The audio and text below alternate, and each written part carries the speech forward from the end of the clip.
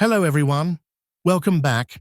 In today's quick Excel tutorial, I'll show you how to add numbers that are stored in a single cell and separated by commas, just like the list you see in column B. Let's get started.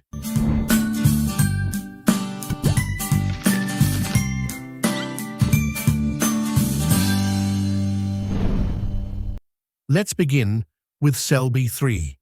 You can see a string of numbers separated by commas. If I were to add these manually, I'd click into C3 and type equal, then 59, plus 18, plus, and I continue adding manually. Then I press enter and get the total. This works, but it's slow, error-prone, and you'd have to retype everything every time the values change. Now let me show you the smart way using a single formula that will automatically split the text by commas and sum the pieces.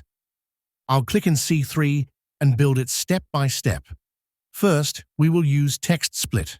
So I type textSplit, open bracket. First argument is the text to split, so I click B3. Then I type a comma. Next argument is the column delimiter, and in our case, it's a comma between the numbers, so I type quote, comma, quote. Then I close the bracket for textSplit.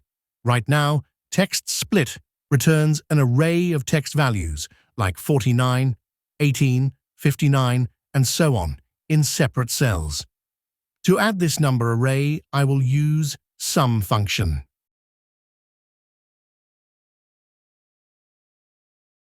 As you can see now, the total is not showing any values because the sum can add numbers, not text, so I'll coerce these text items into numbers using the double hyphen operator. To do that, I type two minus signs in front of textSplit.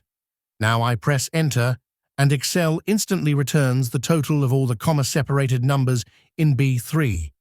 If you like, you can now copy this formula down column C for all the other rows. Just drag the fill handle down, and each row will pick up the corresponding cell from column B, split the values at each comma, convert them to numbers, and add them up. Why this works? textSplit takes the single string and breaks it into separate items wherever it finds a comma. The double minus converts those text items into numeric values. Then sum adds the resulting numbers. It's clean, dynamic, and much faster than typing plus signs between every value. If this tutorial helped you, please hit like, subscribe to the channel, and turn on notifications so you won't miss future tips.